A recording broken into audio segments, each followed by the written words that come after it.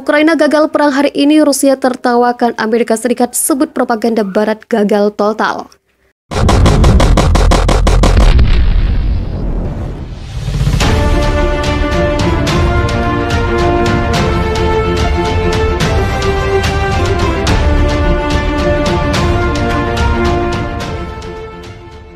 Petugas penjaga perbatasan Polandia terlihat mengendarai sebuah kendaraan di persimpangan perbatasan di Medica, Polandia Tenggara, 15 Februari 2022. Di sebuah pos perbatasan Bobrok di Tenggara Polandia, pekerja migran Ukraina yang menyeberang dengan berjalan kaki dengan tas berat menyuarakan keprihatinan dan pembangkangan yang bercampur aduk. Penumpukan pasukan Rusia di sekitar negara mereka. Rusia menertawakan Amerika Serikat dan sekutunya terkait jadwal perang atau invasi ke Ukraina, seperti yang digembar-gemborkan jika hari ini merupakan jadwal perang atau invasi Rusia ke Ukraina. Kenyataannya tidak ada satupun pergerakan militer menyeberang ke Ukraina dari Rusia. Rusia telah mengolok-olok klaim invasi ke Ukraina akan dimulai pukul 3 pagi pada hari ini, 16 Februari. Dilansir Russia Today, juru bicara Kremlin Dmitry Peskov mengatakan bahwa Ukraina yang percaya hal-hal seperti itu dipersilakan untuk tetap terjaga. Lebih baik bagi mereka untuk menyetel alarm untuk saat ini dan melihat sendiri, kata Peskov bercanda kepada RIA Novosti tak lama setelah tengah malam pada hari Rabu, ketika ditanya apakah orang Ukraina dapat tidur nyenyak atau perlu khawatir. Sekretaris Pers Presiden Vladimir Putin mengomentari laporan di sejumlah media barat, terutama beberapa tabloid Inggris, bahwa Rusia akan menyerbu Ukraina pada pukul 3 pagi waktu setempat pada Rabu 1 pagi GMT. Media tersebut mengutip pejabat intelijen Amerika Serikat yang tidak disebutkan namanya sebagai sumber untuk klaim tersebut. Peskov sebelumnya bercanda bahwa Putin terkadang bertanya kepadanya, juga bercanda apakah waktu yang tepat dari invasi telah dipublikasikan di pers barat. Sebelumnya pada hari itu, Kementerian Pertahanan Rusia mengumumkan bahwa latihan bersama di Belarus telah berakhir sesuai jadwal dan menunjukkan video tank dan peralatan lain yang melakukan perjalanan kembali ke Rusia. Sementara itu, Menteri Pertahanan Sergei Shoigu muncul di Suriah mengunjungi pasukan Rusia di Khmeimim, pangkalan udara yang digunakan untuk memerangi negara Islam sebelum ISIS dan teroris lainnya sejak 2015. Di Kiev, Ketua Partai Presiden Volodymyr Zelensky sendiri di parlemen, David Arakhamia, mengatakan kepada TV Ukraina bahwa dia 99,9% yakin tidak akan terjadi apa-apa pada 16 Februari. Mengomentari invasi yang tidak ada, juru bicara Kementerian Luar Negeri Rusia, Maria Zakharova, mengatakan pada hari Selasa bahwa 15 Februari 2022 merupakan kegagalan Barat dalam meniupkan propaganda. Tercatat dalam sejarah sebagai hari ketika propaganda perang Barat gagal, sebutnya. Ia menambahkan bahwa Barat telah dipermalukan dan dihancurkan tanpa melepaskan tembakan satu tembakan. Sementara itu di Washington, Presiden Amerika Serikat Joe Biden menyampaikan pidato singkat di Gedung Putih tentang Ukraina. Mengatakan bahwa invasi masih mungkin dilakukan, dia mengakui bahwa beberapa pasukan Rusia telah ditarik dari perbatasan.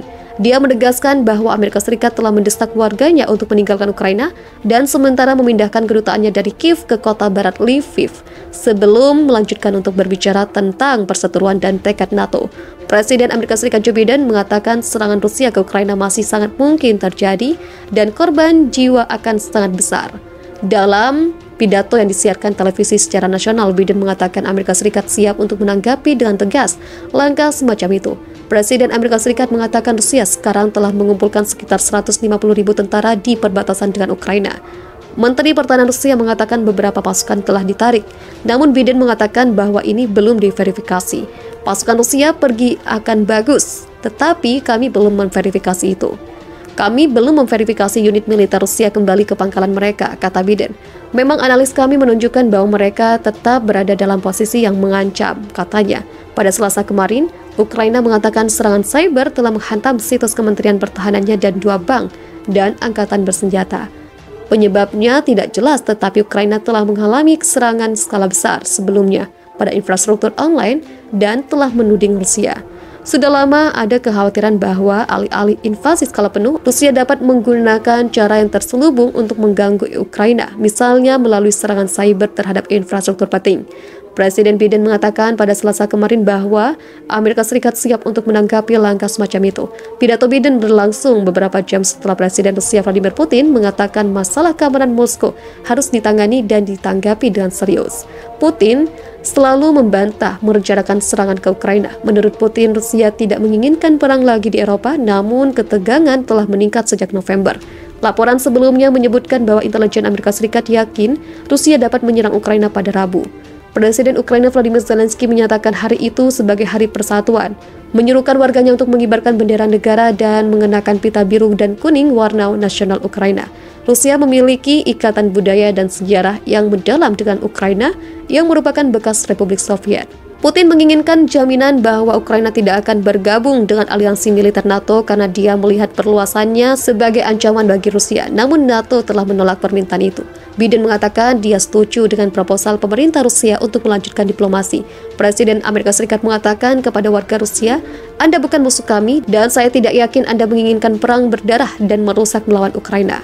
NATO memberikan reaksi berhati-hati pada Selasa tentang pengumuman militer Rusia bahwa mereka telah menarik kembali beberapa pasukannya dari perbatasan dengan Ukraina.